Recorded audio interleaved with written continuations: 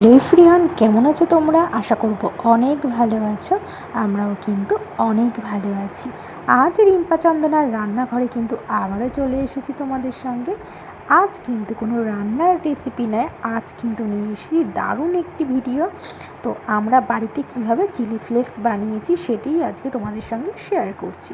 খুবই সহজ পদ্ধতিতে আর খুব অল্প সময়ের মধ্যে কিন্তু এই চিলি ফ্লেক্সটি তৈরি হয়ে যাবে। তাহলে চলো বন্ধুরা, আজকের ভিডিওটা তোমাদের সঙ্গে শেয়ার করছি। আশা করছি ভিডিওটা তোমাদের অনেক ভালো লাগবে। এই যে দেখো, আমি এখানে বেশ অনেকগুলোই কিন্তু শুকনো লঙ্কা নিয়েছি। এবার শুকনো লঙ্কাকে ভালো করে কিন্তু বোটটাকে কিন্তু ছাড়িয়ে নেব। আর এদিকে কড়াইটাকে কিন্তু ভালো করে আমি গরম করে নিয়েছি। গরম করে কিন্তু আমি শুকনো লঙ্কাটাকে কিন্তু দিয়ে দিয়েছি। এবার কিন্তু শুকনো লঙ্কাকে কিন্তু অনবরত কিন্তু আমি এরকম নাড়তে থাকবো। খুব ভালো করে কিন্তু নাড়তে হবে। তো কিছুক্ষণ নাড়ার পরই কিন্তু আমি কিন্তু শুকনো লঙ্কাটাকে কিন্তু নামিয়ে ফেলবো। তো আমি কিন্তু এখানে একটি প্লেটে কিন্তু শুকনো লঙ্কাটাকে কিন্তু নামিয়ে ফেলেছি। তো টাকা খরচ না করে কিন্তু তোমরা ঘরেই কিন্তু খুব ভালোভাবে কিন্তু এই চিলি ফ্লেক্সটি বানাতে পারবে খুব সহজ পদ্ধতিতে। এই দেখো, শুকনো লঙ্কা কিন্তু টেলে নেওয়া হয়ে গেছে। এবার শুকনো লঙ্কা থেকে কিন্তু এই যে দানাগুলিকে কিন্তু আমি বার করে নেব কিছুটা।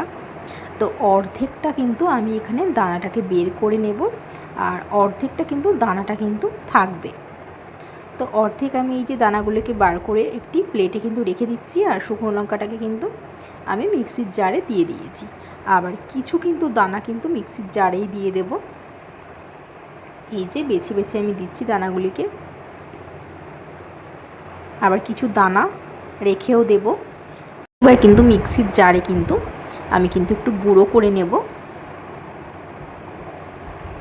এই যে এগুলো বেছে নেওয়া হয়ে গেছে, আর কিছুটা দানাও আমি এর মধ্যে দিয়ে দেবো, আর কিছু দানা আমি রেখে দেবো। এবার মিক্সিতে আমি খুব ভালো করে কিন্তু গুঁড়ো করে নেব। এই যে দেখুন কি সুন্দর গুঁড়ো হয়ে গেছে। বাড়িতেই খুব সুন্দরভাবে কিন্তু আমরা চিলি ফ্লেক্স বানিয়ে নিয়েছি। কিছুটা দানা আমি এখানে গুঁড়ো করে নিয়েছিলাম, আর কিছু এই যে আস্ত দানা, এগুলিকে খুব ভালো করে কিন্তু আমি মিশিয়ে নেব। খুব ঝাঁঝালো গন্ধ। এই যে বাড়িতেই কিন্তু খুব সুন্দরভাবে আমরা তৈরি করে নিলাম চিলি ফ্লেক্স। আর বাজার থেকে কেনার কিন্তু কোনো প্রয়োজন নেই। টাকা খরচ না করে তোমরা বাড়িতেই কিন্তু এইভাবে চিলি ফ্লেক্স বানাতে পারবে খুব সহজ পদ্ধতিতে। খুব অল্প সময়ে কিন্তু বানিয়ে নিয়েছি আমি চিলি ফ্লেক্স। তোমরা কেমন লাগলো আজকে আমার এই ভিডিওটা? আজকের এই ভিডিওটা যদি তোমাদের ভালো লেগে থাকে, তোমরাও বাড়িতে কিন্তু এই চিলি ফ্লেক্সটা বানাতে পারবে। বাজার থেকে কেনার কোনো প্রয়োজন নেই, টাকা খরচ করার কোনো দরকার নেই।